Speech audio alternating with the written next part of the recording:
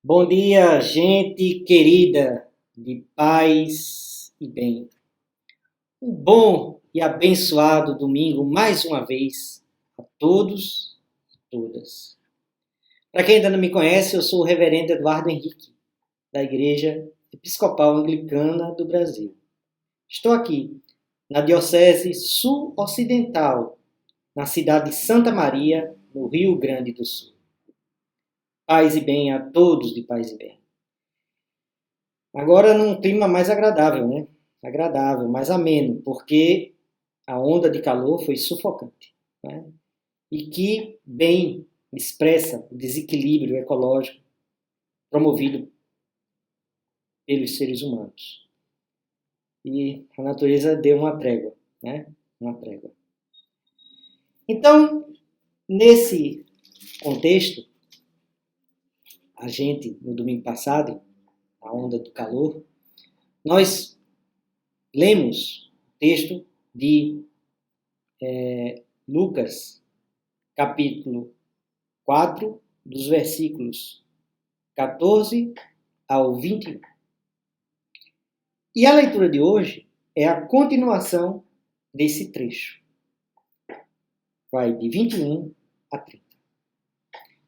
Para quem não viu, né, ou quem viu e já esqueceu o texto do domingo passado, Jesus, cheio do Espírito, movido pelo Espírito, né, depois de passar pela tentação do deserto, ele entra numa sinagoga em Nazaré, na sua terra, e abre o livro do profeta Isaías e lê o trecho que diz: O Espírito do Senhor está sobre mim, porque me ungiu para anunciar a boa notícia aos pobres, enviou-me para anunciar a libertação aos presos e a recuperação da vista aos cegos e da liberdade aos oprimidos, e para anunciar o ano da graça do Senhor. Então nós vimos que isso é um projeto, é a proposta de Jesus. É para isso que ele veio. E o ano da graça do Senhor remete ao ano do jubileu, do Primeiro Testamento, do Antigo Testamento, em que se anunciava que depois de 7 ciclos, de 7 anos, aí o sentido de totalidade, perfeição, totalizando 49 anos, no ano 50 era o ano do jubileu. E aí a terra descansaria, um ano inteiro, né, de descanso. Assim como também os seres humanos.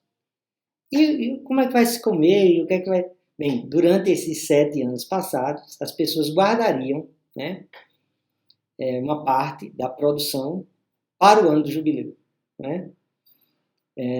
Guardariam em celeiros, enfim, para que, quando chegasse o jubileu, as pessoas desfrutariam das delícias produzidas pela terra durante os 49 anos. Bem, isso é uma ideia. Mas a ideia está exatamente nessa ideia de igualdade, de partilha, não é? Os presos, as sentenças seriam suspensas, os presos seriam libertos, não é? A propriedade da terra seria coletivizada, voltaria, né? As pessoas, havia uma rotatividade de terras, então voltaria ao início. Enfim, é um ano cheio de alegria e graça, não é? De igualdade, de fraternidade, de comunhão entre as pessoas. Esse é o sentido do ano do jubileu, o ano da graça do Senhor.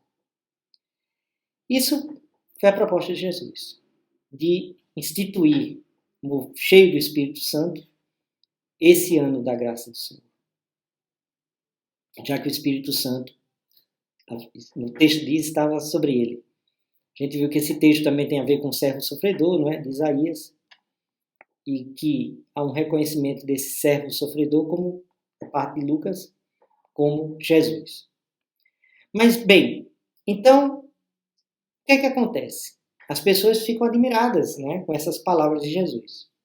Mas a gente vai ver aqui, na leitura do texto, que esse clima muda. Né? A admiração passa a as pessoas rechaçarem, as pessoas a, né, colocarem Jesus para fora de Nazaré. E o que é que mudou? De um lado, a gente vai ver que esse texto aqui como texto, né, como peça literária, ele usa de um recurso, né? Mas, do outro lado, ele coloca também um desafio para a nossa vida. Vamos ler o texto que está reservado para o dia de hoje, começando no versículo 21. Lucas, capítulo 4, começando no versículo 21. Jesus então começou a dizer-lhes: hoje se cumpriu essa passagem da Escritura que vocês acabaram de ouvir. E todos falavam bem dele e se admiravam com as palavras cheias de graça que saíam de sua boca. E diziam: não é este o filho de José? Jesus lhes disse: com certeza. Vocês vão dizer aquele provérbio: médico, cura-te a ti mesmo. Faze também aqui em tua pátria todas as coisas que ouvimos dizer que fizeste em Cafarnaum. Qual é a questão aqui? As pessoas dizem: mas ele é de Nazaré, ele era filho de José. Não é? E aí, não é? As pessoas tinham a expectativa de que Jesus, na sua terra, operasse milagres como em Cafarnaum, né? Prodígios como em Cafarnaum. Mas Jesus vai colocar uma questão central aqui, profundamente humana. De um lado, essas pessoas, ao dizerem que Jesus era o filho de José, criam um elemento de proximidade e criam também a ideia de que como é que alguém de um de nós pode, não é, se colocar dentro dessa dimensão do seu ministério de profeta, de anúncio da Boa Nova? Filho de José? Aquele carpinteiro, né, que corria aqui, brincava com as nossas crianças, no tempo de criança, convivia conosco? Em que ele é diferente, não é? Como é que a gente vai acreditar em alguém assim? E mais, observem, logo em seguida, trecho que eu vou ler, as relações que Jesus estabelece. E acrescentou: eu lhes garanto, nenhum profeta é aceito em sua pátria. Em verdade, eu lhes digo, havia muitas viúvas em Israel no tempo de Elias. O céu, então, ficou fechado por 3 anos e meio, de modo que houve grande fome sobre toda a terra. Mas Elias não foi enviado a nenhuma delas, e sim a uma viúva de Serepta, na Sidônia. E havia muitos leprosos em Israel no tempo do profeta Eliseu, mas nenhum deles foi purificado, a não ser o sírio Naaman. Nenhum profeta é querido em sua terra. Com isso, Jesus coloca uma ideia de que ele não veio para operar prodígios em Nazaré. Ele é mais. Ele é Jesus de Nazaré, é verdadeiramente crístico, universal. Ele veio para todos. E por ter vindo para todos, ele não é querido na sua terra. Como assim, reverendo? Na medida em que a gente se abre à possibilidade do outro, do estrangeiro, do de fora, isso cria tensões. Quando Jesus coloca aqui, não é, esse programa, ele não diz que esse programa vai ser efetuado em Nazaré, mas para todo mundo. E isso, em certo sentido, provoca nas pessoas de Nazaré uma certa ojeriza, né? Uma xenofobia em relação a essa proposta. Porque se alguns, como aqui é bem claro, alguns se admiravam, né, com o que ele havia dito.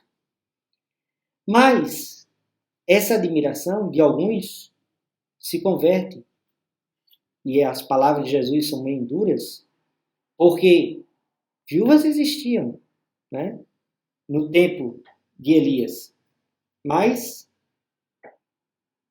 ficou um tempo escuro e não choveu, e ele ficou com a viúva em Serepta, na Sidônia, que é uma terra estrangeira.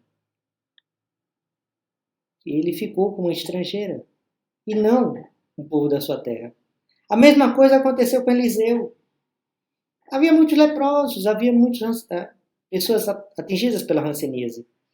Mas nenhum foi purificado, a não ser quem? Um sírio, Naamã. Então, os de fora acolhem a mensagem. Entendem? Os de fora, dali de Israel, ali dos judeus, acolhem a mensagem de Jesus. Veem nele um elemento de boa nova. Ao passo que a comunidade dele não aceita. Quando ouviram isso, todos na sinagoga ficaram furiosos. Levantaram-se e expulsaram Jesus da cidade e o levaram até o alto de um morro sobre o qual a cidade estava construída, para fazê-lo cair lá de cima. Jesus, porém, passando pelo meio deles, se salvou e seguiu seu caminho. O que há aqui? Eles entenderam a mensagem de Jesus. Jesus não mediu palavras. Jesus foi contundente com a mensagem. E ele veio para todo mundo. O que é que está aqui dentro desse texto? Está aqui um conflito que existia dentro da comunidade lucana.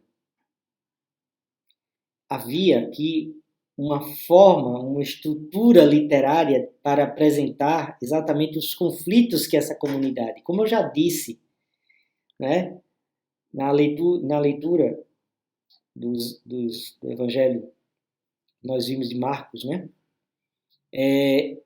O Evangelho não é uma vontade de escrever ou apenas um relato de histórias curiosas da vida de Jesus. Ele tenta responder a questionamentos que a própria comunidade em que esse texto foi produzido suscitava. E aí devia existir gente enciumada, porque Jesus veio para muita gente. Veio para todo mundo e não para aquele povo.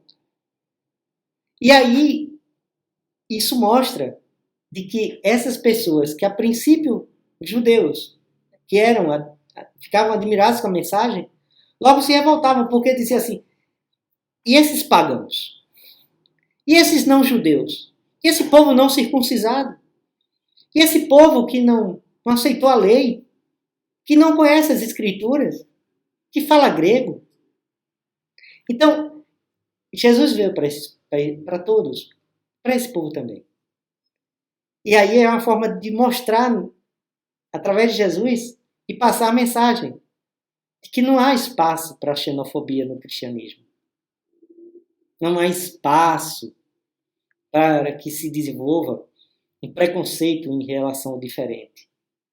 Assim como o estrangeiro, também as mulheres. Né?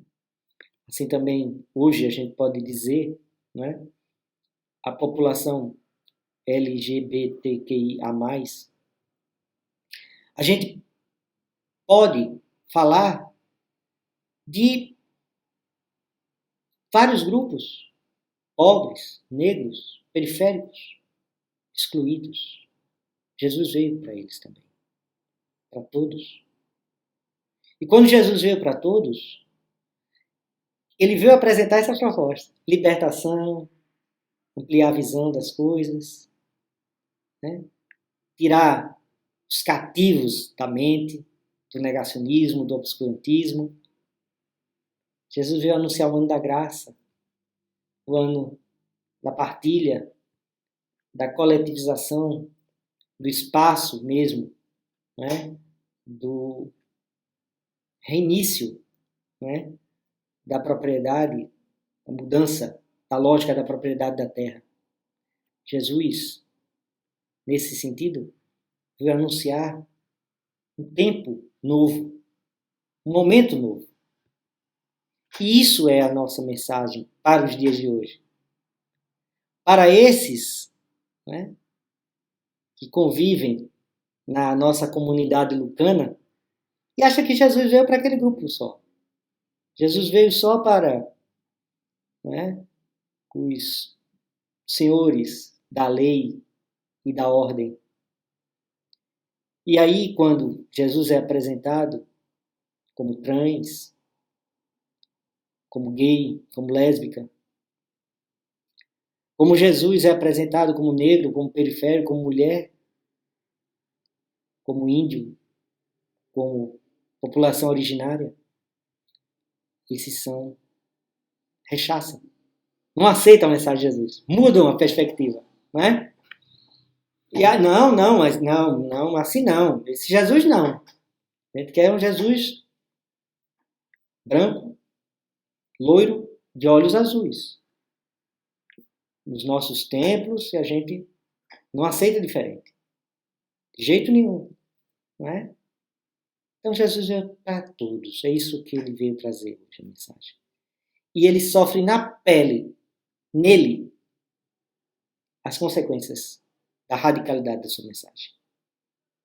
Então é nisso, minha gente, que a mensagem de Jesus hoje nos convida. Para que a gente possa, né, superar as nossas igrejinhas, né, mentais, institucionais. Jesus veio só para anunciar a Igreja Episcopal Anglicana do Brasil? Jamais, jamais. Todo mundo. Né? Então é nesse sentido que essa boa nova, ela se abre ao mundo. E ela é verdadeiramente ecumênica. Né? No sentido dessa casa comum, desse espaço comum, de todos, que é a Terra. Então, fica aqui a mensagem para o dia de hoje. E, para terminar, o convite para mais tarde, 21 horas, a gente se juntar para orar, né? Nos fortalecer para o enfrentamento dos desafios da vida, para que a gente se sinta verdadeiramente cheio, né? Se reconheça cheio do Espírito Santo, possa enfrentar com coragem, né? Essas pessoas que querem nos jogar dos precipícios para fora da cidade. A gente dizer que Jesus não veio para Nazaré, veio para o mundo, veio para todos, assim como os profetas antes dele. E por isso os profetas foram mortos. Né? Jerusalém, Jerusalém, que mata os profetas, ele vai lamentar diante da cidade de Jerusalém. Então é isso. Que Deus nos abençoe e nos guarde, que Deus nos proteja, nos derrame bênçãos durante toda essa semana que se inicia. Sejamos fortes, corajosos no anúncio da boa nova aos pobres, aos excluídos, aos rejeitados, aos banidos dessa sociedade hipócrita e perversa. Que Deus nos abençoe. Em nome do Pai, do Filho e do Espírito Santo. Amém. Paz e bem, gente querida, de paz e bem. Até o próximo domingo. Que Deus nos abençoe.